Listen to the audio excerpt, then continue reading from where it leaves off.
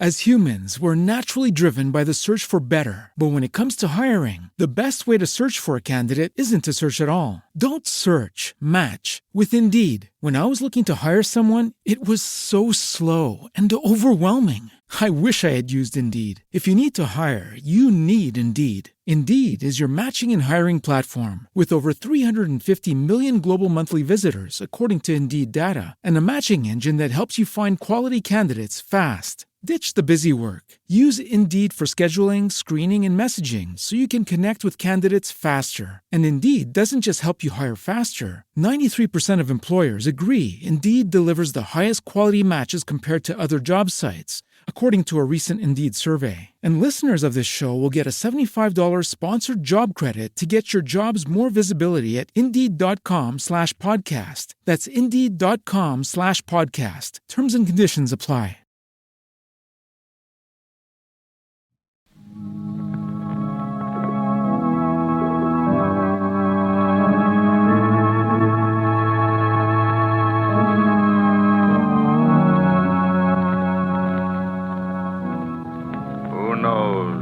What evil lurks in the hearts of men?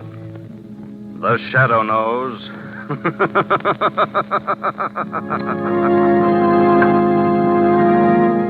Once again, your neighborhood blue coal dealer brings you the thrilling adventures of the Shadow, the hard and relentless fight of one man against the forces of evil. These dramatizations are designed to demonstrate forcibly to old and young alike that crime does not pay.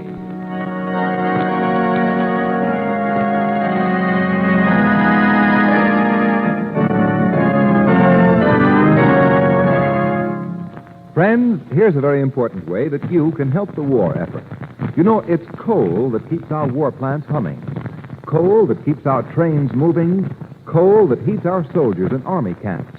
Yes, coal that supplies vital power and heat to countless wartime activities. So you can make an invaluable contribution to the war effort this winter by cutting your coal consumption to the absolute minimum. Start your personal coal conservation program this simple way. Hold your fire. Don't let the first chilly snap send you down to the furnace. Use the fireplace. Wear warmer clothing. Wait 2 or 3 weeks later than usual before starting your furnace.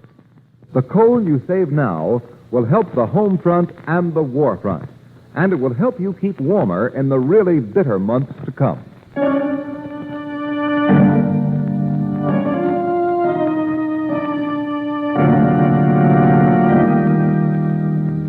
The Shadow, mysterious character who aids the forces of law and order, is in reality Lamont Cranston, a wealthy young man about town. Several years ago in the Orient, Cranston learned a strange and mysterious secret: the hypnotic power to cloud men's minds so that they cannot see him. Cranston's friend and companion, the lovely Margot Lane, is the only person who knows to whom the voice of the invisible Shadow belongs. Today's drama, The Gibbering Things.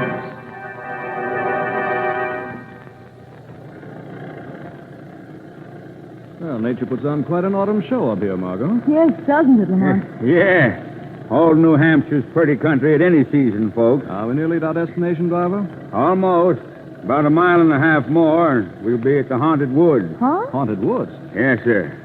The place you've hired me to drive you to is just this side of them. Oh, Aunt Susan never told me that she lived near any haunted woods, Lamont. Miss Susan Prentice, your aunt, ma'am? Yes, Mr. Cranston and I are going to spend the weekend with her. Oh, that'll be a fine rest for you. Well, those haunted woods don't sound quiet or restful. Well, they won't bother you none. Leastwise, I've never been bothered in them. Neither was your aunt, or Professor Surgoff, who lives smack in the center of them. Why are they called the Haunted Woods? Well, it's said that quite a few fellas have gone into them woods and completely disappeared. There was 2 lumberjacks and 4 or 5 harvest hands.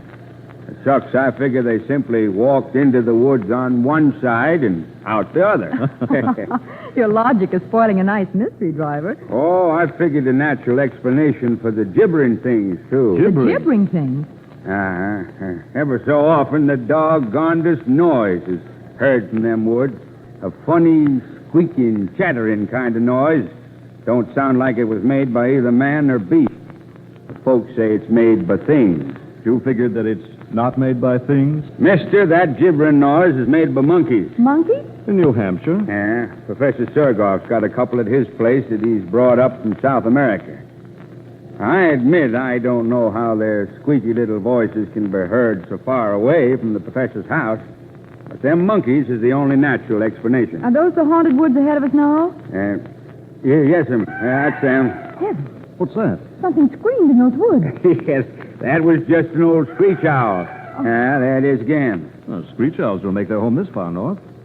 They must have been brought up here like the monkeys you mentioned. That's right. Another pet of Professor Sergoff. Here's Miss Prentice's place. Oh, Lamont, what a lovely little house. I'll get your luggage out the back. Here, let me help you, Margot. Thanks. Step directly on these flagstones. Ground's pretty wet. We had some thunderstorm today. Started early this morning and pulled down telephone wires and raised all kinds of nets. That's all? Yeah. Why, I'd like to wait and say howdy to Miss Prentice, but as long as I'm out this way, I want to drop off a package at Professor Sergoff. Getting late, and I'd like to be in and out of them woods before dark. Not because of the gibbering things. Well, shucks, no. Just that the road through there is pretty terrible. A fellow wants daylight to get over it. I'll stop off on my way back from the professor's, see if your aunt wants anything fetched from the village, my next trip. So long. So long. You never told me your aunt was deaf, Margot. Deaf? Well, she isn't. Well, she can't be at home then after this noisy arrival in front of the door. But it is funny that she hasn't... Aunt Susan! Aunt Sue! You sure she expected us today? Oh, of course. Oh, the door's unlocked. Let's go in, Lamont. She must have stepped out for a moment. For a long moment. Let's have a look around. You take a peek at the kitchen. All right. Everything here is tidy, shipshape, and deserted. Well, the kitchen door's been left unlocked. Well, evidently your aunt didn't intend to be gone very long. Well, what do you suppose has happened to her? Well, chances are your aunt left here this morning to pay a brief call to some neighbors, and she was forced to stay there by the storm. I was beginning to think Aunt Sue had been swallowed by those gibbering things in the haunted woods. We have Mr. Doremus' assurance those gibbering things are vastly overrated. What's that? Now, listen. It's the gibbering from those woods. It's from deep in the woods. Doesn't sound like the chattering of any monkey that I've ever heard. Lamont! That be the screech owl again? That cry sounded human. It's like a scream of mortal terror.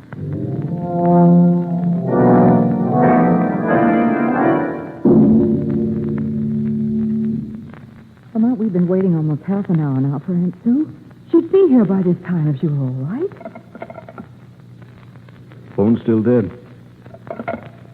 The cab driver hasn't come back yet, and it's nearly dark. Let's go outside again and watch for him. All right. He said he wanted to be out of those woods before dark. Come on, got gibbering again. It's much closer than before. Seems to come from just the edge of those woods. And the professor who keeps monkeys lives nearly a mile from here. It's growing fainter now. Traveling away. Margot, look here. What?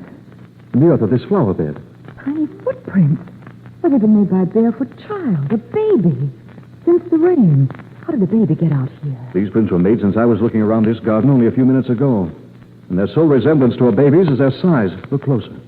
No child could walk upright on feet that left these impressions. They're deformed. Yes, I see now. So whatever made the footprints didn't walk upright very far. Here it dropped on all fours. Those are prints of little hands.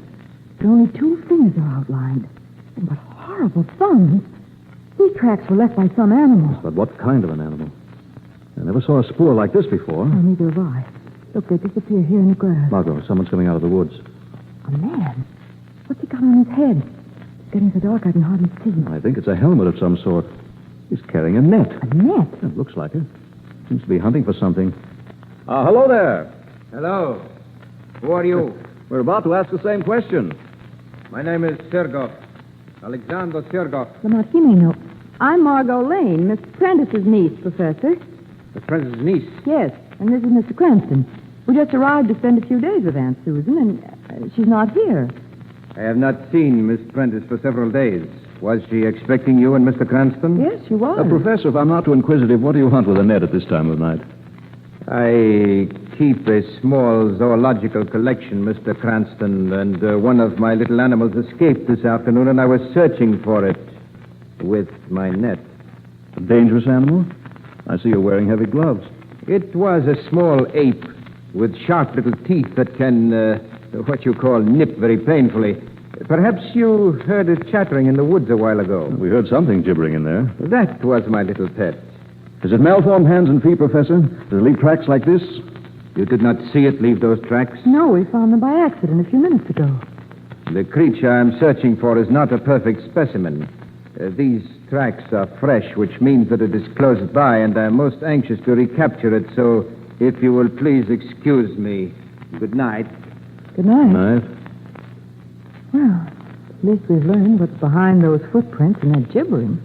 I'm still wondering if that was a screech owl we heard soon after Doremus left us. What for, Lamont? I'm going to get a gun and flashlight out of my bag and do a little hunting of my own in these woods. But... where's the light switch? Here. Oh, thanks. Lamont, they're gibbering again. It's just outside the house. You know it's only a crippled ape that... Margot, what? That face at the window. Where? Gone now. But it was pressed close against the glass. It had no features, Lamont, except eyes and a toothless mouth. It was the face of the gibbering thing.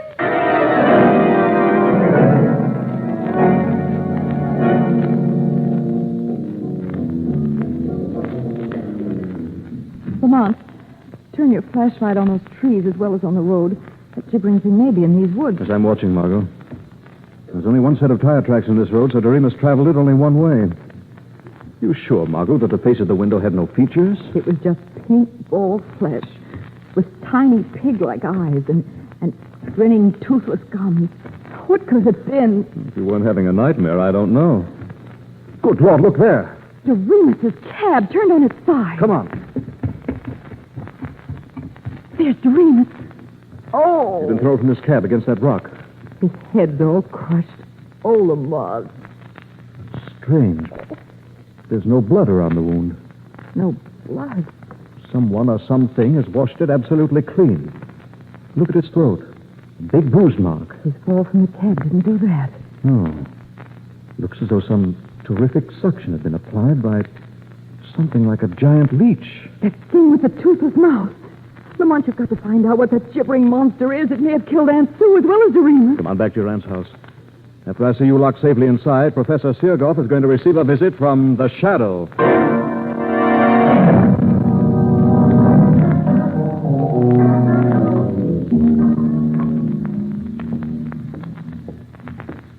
Why are you so worried, Professor? What? Who is speaking to me? I cannot see anyone. I'm the Shadow. The Shadow? An invisible man? A little secret I learned in the Orient. What do you want here? I shall ask the questions. First, did you find the small ape you were hunting for? You know that I was hunted... The Shadow overheard your conversation with a Miss Lane and a Mr. Cranston a while ago. Did you find the ape? Yes. What did you do with it? I visited the cages where you keep your pets and found no crippled monkey there. I was forced to shoot the animal. I buried it in the woods. After it had gorged itself on the blood of Doremus? Doremus? You didn't know he was lying dead in the woods? No, I swear I did not, Shadow. I had nothing to do with But it. you know what killed him? No. Don't lie. You also know the reason for Susan Prentice's disappearance. I do not. Her absence will cause an intensive search. She will not be found here. This is a small house. Nothing could be concealed in it. Search it yourself. Luck has been with you so far, Professor. If telephone service hadn't been disrupted by the storm, the authorities would already have been notified and the search begun. The luck of criminals is never good for long. Your time is running out. The police will find the body of Doremus, and they'll be told about a squealing monster with a horrible toothless mouth. What? The gibbering thing has been seen tonight. Now you must think and act fast, Professor. You must think and act faster than the Shadow.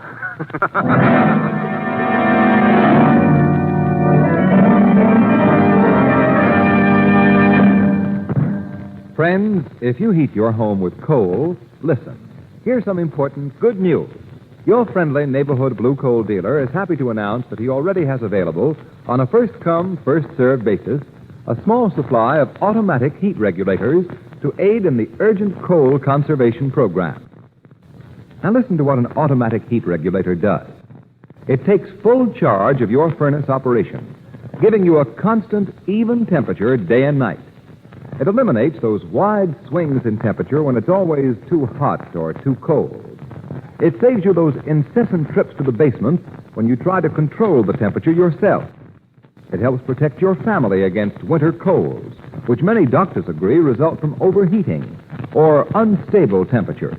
And most important, it saves coal vital to the war effort and money for you.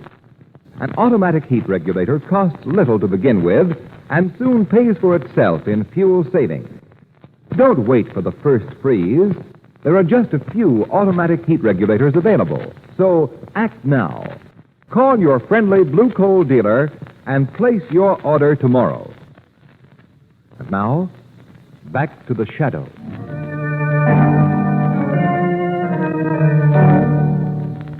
Lamont, did Professor Steergolf tell you anything when you visited him as a shadow? I didn't expect him to, Margot. The Shadow's purpose was to force Sergoff into some revealing action. I'm confident that he'll make that action before morning, but I'm taking no chances. I'm going to leave you again now and go back into those woods. Why? Professor Sergoff doesn't confine his activities within the limits of his small home. I'm going to discover, if I can, where he carries on his major studies. Let me go with you, No, Lamont. I want you to stay here. Lock yourself in the house and don't leave it. I expect to be gone for some time. Oh. I expect to be gone for some time. Fine. It's Screech Owl. What's that? Back door. Who's there? What do you... Good evening, Miss Lane. Professor Steergolf. When one locks a glass panel door, the key should never be left in the lock. It is so easy to break the glass, reach inside, and turn the key. Why have you broken in here? I just saw Mr. Cranston go into the woods, and I considered this an excellent opportunity to talk with you alone. That gun. This gun will do you no harm if you're obedient. You and I are going for a little walk, Miss Lane, and you are going quietly.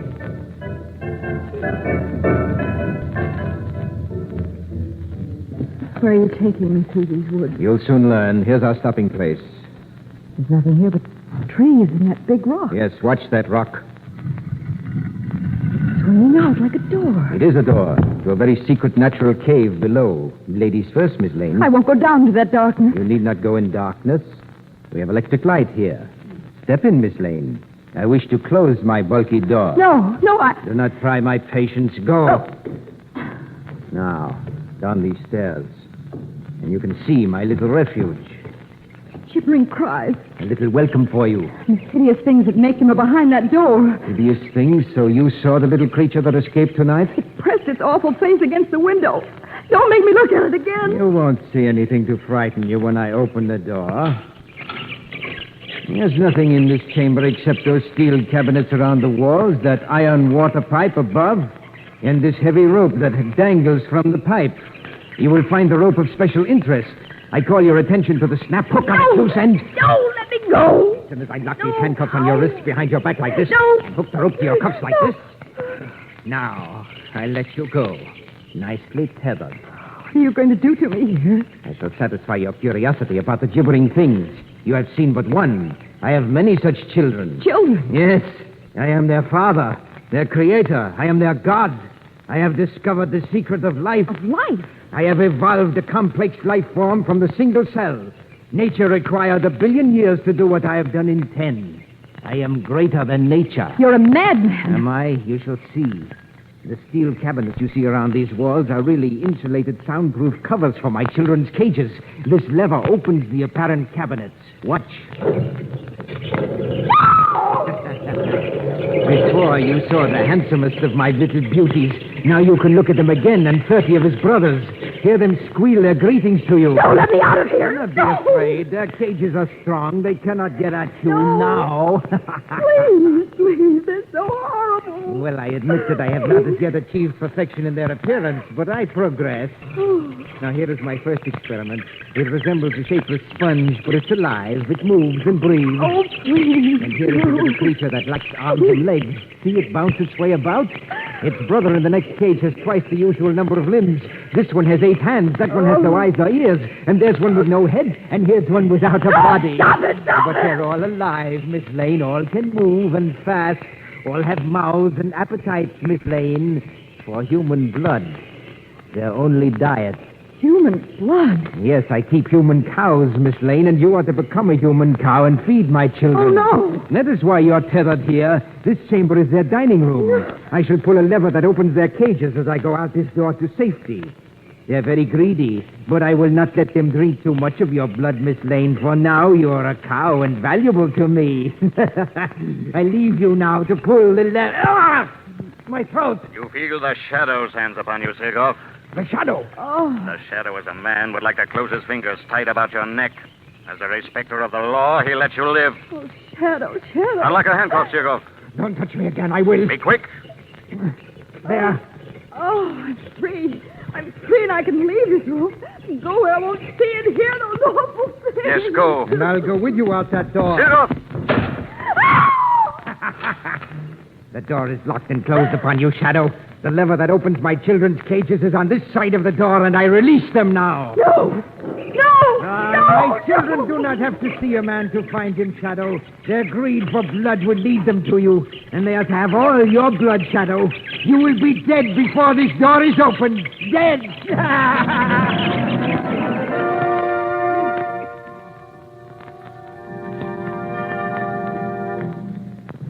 It is now half an hour since that door was closed upon our former friend, the Shadow. My children have killed strong men within 5 minutes, so I think it is time, Miss Lane, for us to view the remains, which will be visible, I imagine. But first, I shall reunite you with your aunt. You're my aunt here. Yes, and Fort escaped and told me of her intention to notify the authorities. I was forced to add her to my herd of cows. That herd includes the itinerant lumberjacks and harvest hands who have disappeared in the haunted woods. When fools hear their screams of pain, they think they hear my little screech owl. Oh, there's no word that fits you. Before I can safely view the dead body of the Shadow, my children must be returned to their cages. And my cows take care of that. Your aunt's stall is behind this door. Aunt Sue. Aunt Sue. I will let her out. Margot. Oh, Margot. What a touching reunion. You shall see a great deal of each other from now on, for you will be stable together. My male cattle are in here. Come out, beasts. And don't forget that I hold the usual loaded revolver.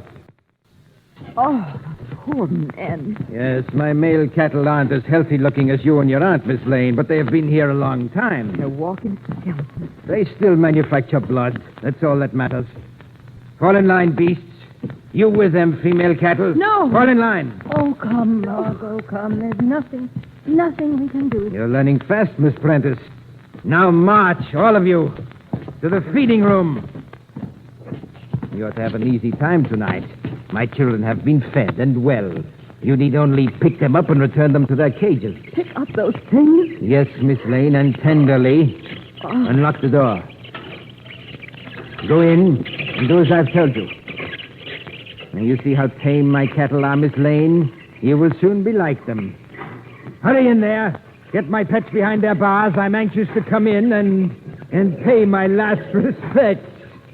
Your children are in their cages, Master. Ah, now we shall see. I thought the Shadow would be visible in death. His mental power is gone, but I do not see him. Can you feel him, Sirgoff? Ah! Shadow. Yes, I'm not an easy victim, Sirgoff. Pick up that gun he dropped, Miss Lane. Something we cannot see has got him. Give Sirgoff to us. Be back, you men. I know how you must hate this devil, but I promise you he'll get justice. Now, everyone leave this room. Everyone but Sirgoff. Everyone but me. You're going to be left alone here. Alone as you've left the others. No. No, do not put those handcuffs on me. Oh, yes. Locked behind your back. Now, No, not that tether rope. Do not hook me to that. the way you fastened others. Yes, we can do to him what Now, he's get done out to of us. this room, you men. We're leaving Professor Sirgoff with his children. We'll turn the vampires loose on him. No, do not open those cages. Do not turn them loose on me. Please, Shadow, please. You're safe, Sirgoff. The cages won't be opened. Did you say, Shadow, that those cages won't be opened? That Sirgoff is safe? He's safe from those things he created. That room will be Sirgoff's prison until the police arrive to take him to another. Police? Prison. Shadow, you promised us that devil would get justice. He will, but the law must fix his punishment. We've been Sirgoff's slaves. His cattle, those things he made have fastened on our flesh. They drank our blood. We want no police. We want no law. We want no law. They have no punishment to fit that devil's crime. We'll attend to Sirgoff. And where you are. You men have suffered here, but you're civilized men. You must abide by rules of order, not by instincts of revenge. We're no longer men. We're cattle. Sirgoff has made us beasts. And there are many of us, Shadow. You are only one. Keep away from that door. We didn't want to open the door, Shadow. We only wanted to lock it. And we have locked it. We have the key. Pull the lever that opens those cages. No. You're too late, Shadow. Listen. Sirgoff's children move fast. They've already reached their father. We've given Sirgoff the justice he deserves.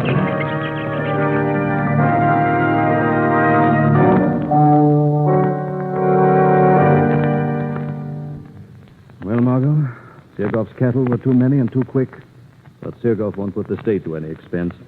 Your aunt's safe in her home again. And his children... Those men just trampled them after you finally forced that door. And I'm not sorry things happened as they did. Sirgoff was going to turn those gibbering things loose on me. Well, he did turn them loose on the Shadow. Lamont, you haven't told me why the Shadow wasn't killed by those monsters. Well, Sirgoff made a serious mistake. When he left other victims in that room, their hands had been secured behind their backs and fastened to the tether rope. The Shadow was free.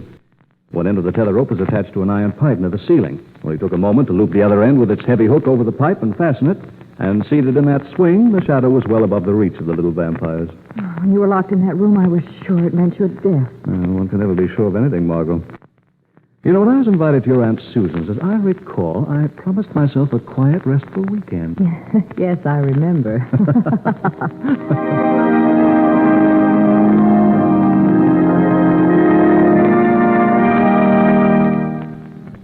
Now let me introduce Blue Coal's distinguished heating expert, John Barclay.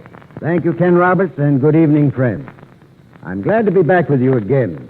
And this year, with fuel so vitally needed for the war effort, I hope to bring you special information that will help you to heat your home more efficiently and economically. Thousands of tons of coal can be conserved if everyone will give special thought to the efficient operation of their furnace. Operating a heating plant efficiently is easy. And if you will follow a few simple suggestions, you can not only save considerable fuel, but your home will be healthfully heated as well. A clean furnace is number one on the list of important things that will result in conserving fuel. So put your heating plant in good working order. It's easy to clean a furnace. For tools, all you need to do a good job is an inexpensive wire brush and a scraper. You can get these at any hardware store. Can of asbestos furnace cement. Have all soot and fly ash. Use the asbestos cement to seal up leaks around the smoke pipe where it enters into the chimney. Make sure that the dampers are in good working order and that all furnace doors fit tightly. Remember, a clean furnace conserves coal, gives you more heat for the fuel you burn, and will keep your family warm and healthful all winter long. I thank you.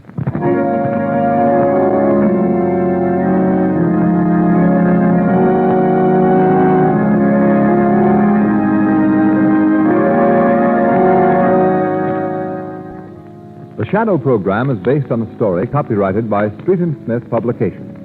The characters, names, places, and plots are fictitious. Any similarity to persons living or dead is purely coincidental.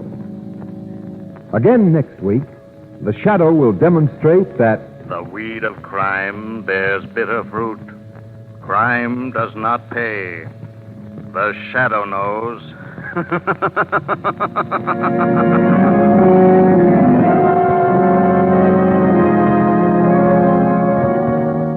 next week, same time, same station, your friendly Blue Coal dealer brings you another strange and thrilling adventure in the Shadow's daring battle against the forces of evil. Be sure to listen. This is Ken Roberts saying, keep the home fires burning with Blue Coal. As humans, we're naturally driven by the search for better. But when it comes to hiring, the best way to search for a candidate isn't to search at all. Don't search, match with Indeed. When I was looking to hire someone, it was so slow and overwhelming. I wish I had used Indeed. If you need to hire, you need Indeed. Indeed is your matching and hiring platform with over 350 million global monthly visitors, according to Indeed data, and a matching engine that helps you find quality candidates fast. Ditch the busy work. Use Indeed for scheduling, screening, and messaging so you can connect with candidates faster. And Indeed doesn't just help you hire faster. 93% of employers agree Indeed delivers the highest quality matches compared to other job sites, according to a recent Indeed survey. And listeners of this show will get a $75 sponsored job credit to get your jobs more visibility at Indeed.com/podcast. That's Indeed.com/podcast. Terms and conditions apply.